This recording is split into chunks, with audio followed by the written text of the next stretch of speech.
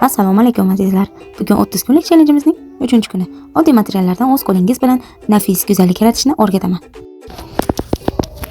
Buning uchun bizga abador, barglar, metrajli ko'zlar, toshlar hamda luks sim, kley, amur kerak bo'ladi. Birinchi o'rinda abadogimizga kley surtib olamiz va metalimizni avval qo'l bilan, keyin esa sim bilan yaxshilab qotirib olamiz.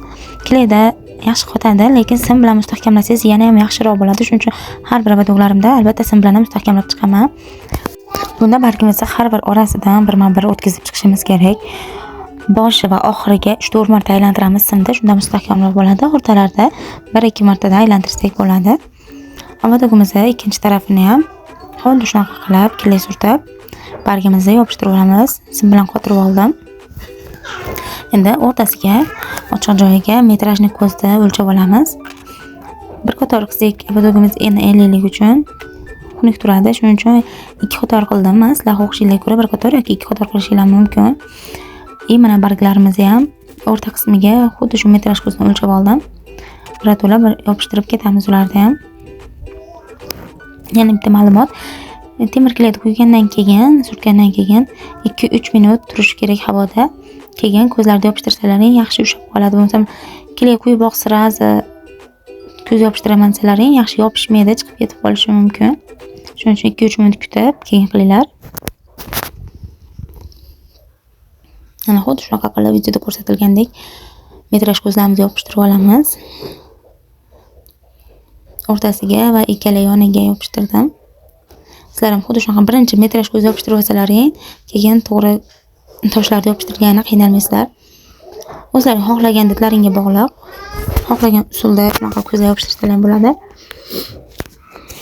Men boshqacha maqsad, boshqacha ideya bilan qilayotgandim.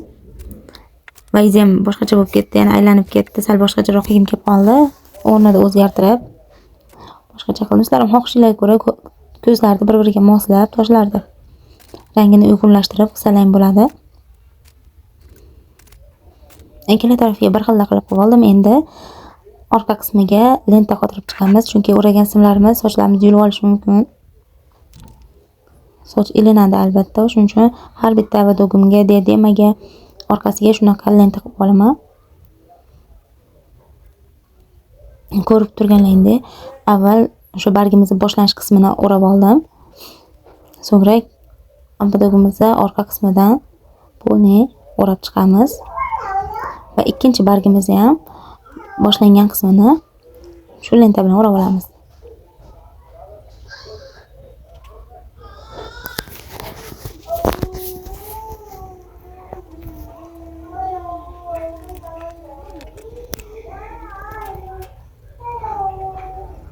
Endi esa ziraklarni tayyorlaymiz.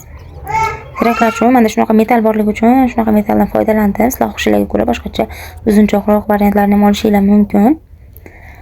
Abadogda 2 xil tosh ishlatganim sababli bu ziraklarga ham 2 xil tosh ishlatdim. Ya'ni novot rang bilan oq aralashtirdim. Shunaqa go'zallik hosil bo'ldi. Video yoqqan bo'lsa like bosib, kommentariyada o'z fikringizni qoldiring. Obuna bo'lib, yaqinlarga jo'natishni ham unutmang, chunki biz yil oxirigacha 10 mingta bo'lishimiz kerak. O'zingizni ehtiyot qiling azizlarim. Emi Brand go'zal qalbdan go'zallik yaraladi.